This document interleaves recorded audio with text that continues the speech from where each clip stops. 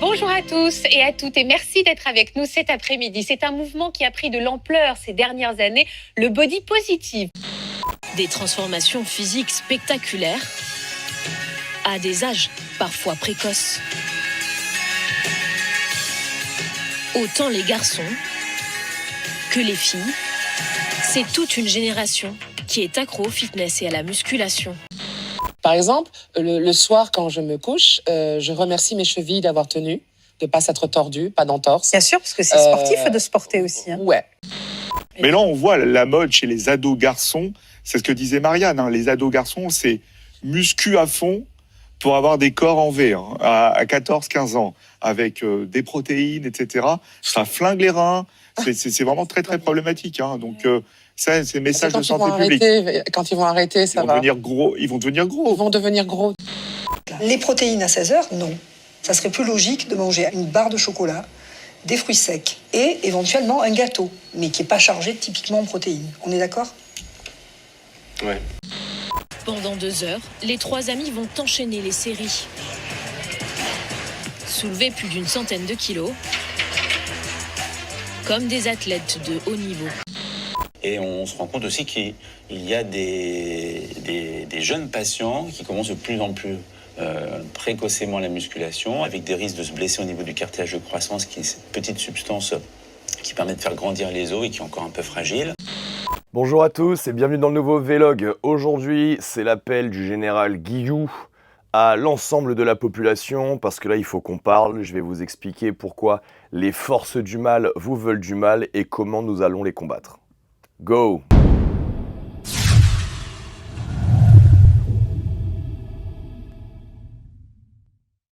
Vous avez pu le voir, depuis quelques mois, la lutte des médias mainstream et de certaines personnes du corps médical contre l'activité physique s'intensifie. Nous avons 7 à 8 qui a fait un reportage à charge sur des jeunes qui vont en salle de muscu à Fitness Park et qui seraient complètement bigorexiques, complètement égocentrés dans le culte du corps, et cela entraînerait des dérives absolument monstrueuses et nanani nanana. Nous avons l'autre dingologue qui nous a fait une vidéo avec Marianne James où il s'en donne à cœur joie à nous expliquer que les jeunes, ils sont là à fond la muscu, à fond la protéine, et puis un jour, tous ces muscles, ça va faire qu'ils vont devenir gros, blablabla, bla, bla, bla, avec Marianne James qui nous explique, oh oui, bien sûr, comme si Marianne James était devenue obèse, parce que tu comprends, étant jeune, elle avait fait trop de muscu et mangé trop de protéines, lol. Il a récidivé en participant à une autre vidéo où il nous explique que voilà... le sport est une addiction et vous comprenez, c'est extrêmement néfaste, etc., etc.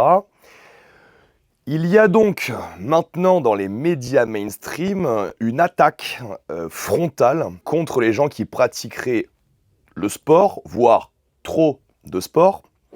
Et dans le même temps, il y a une tentative de normalisation de l'obésité et du surpoids avec...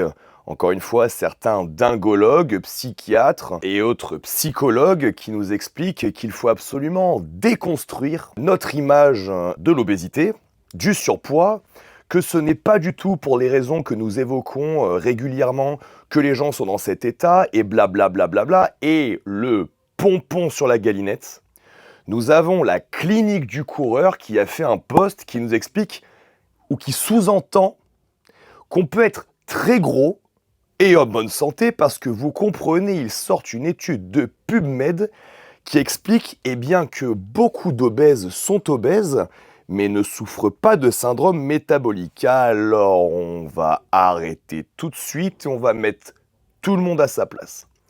La clinique du coureur était à une époque une organisation intéressante qui développait des choses plutôt pas mal, mais en 2025, je pense que le virage wokiste les a complètement pulvérisés au niveau du cervelet. Et on en est arrivé à un stade où ces gens-là, qui sont censés être dans le corps médical, nous expliquent que l'absence de maladie, c'est la bonne santé. Au passage, ils occultent totalement que vivre avec 30 à 40 kilos de poids de corps en trop, ne va pas forcément sabrer que votre système hormonal, mais par exemple l'ensemble de votre système musculo-squelettique. De plus, dans cette étude de PubMed, on a une photographie des gens entre 20 et 40 ans. Ce qui voudrait dire, et ce qui sous-entend, que ces gens-là n'ont pas encore de syndrome métabolique. Et on considère en plus dans cette étude que les maladies chroniques que crée l'obésité ne se résumeraient qu'au syndrome métabolique. Donc, c'est la preuve de facto qu'on peut complètement interpréter de manière erronée une étude scientifique sous couvert d'idéologie. L'obésité est un problème gigantesque et les maladies et les problèmes qu'il va y avoir pour votre santé vont bien au-delà du syndrome métabolique. Et comme je l'ai déjà expliqué sur les mauvais placements et la blessure, ce n'est pas parce que quelqu'un fait n'importe quoi et qu'à un instant T, il n'est pas blessé qu'il ne va pas se blesser. On peut prendre l'exemple des boxeurs qui prennent des coups quand ils ont des stratégies relativement dures au mal, et on va considérer que parce qu'un mec est champion de son sport en prenant un nombre de coups incalculable, ce mec-là n'a pas une pratique dangereuse. Alors expliquez-moi pourquoi la plupart des boxeurs professionnels ont, passé la cinquantaine, d'énormes troubles neurologiques. Ça n'a aucun sens d'argumenter qu'une conduite à un instant T n'a pas de conséquences, puisque par définition, l'instant T, c'est l'instant T, et que les conséquences sont dans le futur. La totalité des gens qui sont en surpoids et qui sont obèses vont vivre, à partir de 40 ou 50 ans, une vie absolument médiocre et une perte d'autonomie qui va entraîner un surcoût pour la sécurité sociale et la société absolument monstrueux. 7 à 8 pourraient faire des reportages vachement plus intéressants et nous expliquer, par exemple, en faisant une enquête, comment ça se fait qu'un mec comme Thierry Breton, qui a tenté la censure sur les réseaux sociaux à une échelle européenne, a fini en énorme conflit d'intérêts en quittant son poste chez Bank of America. Non, au lieu de faire ça, on va dans un fitness park en région parisienne et on va aller casser du sucre sur le dos sur 3 pauvres mecs qui ont décidé de prendre soin de leur physique. On a ce fameux Laurent et cette Marianne James qui pourraient prendre de leur temps pour faire de la prévention sur pourquoi des millions de morts annuellement ont lieu à cause du surpoids et de la malbouffe. Non, ils vont sur le service public pour faire des émissions en nous expliquant que la protéine, ça va nous rendre gros, le muscle va se transformer en graisse, des choses qui sont des mythes que la science et l'entraînement a détruits sur ces 40 dernières années. Il faut que vous compreniez que ce temps d'audimat et ces gens-là sont payés par nos impôts pour nous expliquer des choses absurdes, totalement fausses, et servir des dessins qui ne sont pas dans votre intérêt à vous dans la population. J'ai demandé à ChatGPT de me donner les chiffres de la mortalité due au surpoids et à l'obésité dans le monde. Une étude publiée en 2019 explique qu'une mauvaise alimentation est responsable d'environ 11 millions de décès dans le monde, soit un décès sur 5. Ma question est la suivante. Est-ce que vous pouvez me sortir la statistique des gens qui sont morts par trop de musculation ou trop de shakers de protéines?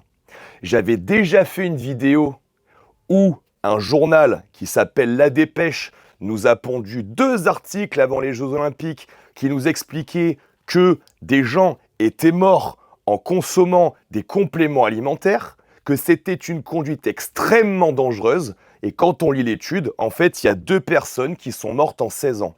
Mais ça vaut le coup de faire un article pour faire peur à tout le monde. Par contre, un décès sur 5 dans le monde mort de malbouffe, trouvez-moi un article de La Dépêche qui en parle, vous risquez d'y passer beaucoup de temps. Bien évidemment, les chiffres sont sourcés, vous les avez ici,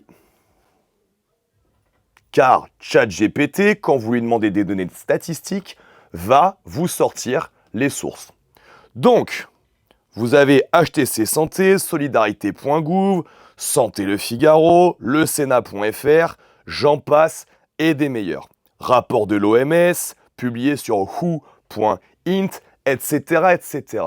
Il est absolument scandaleux de prendre son temps et ses diplômes et sa notoriété pour guider la population française dans une direction erronée.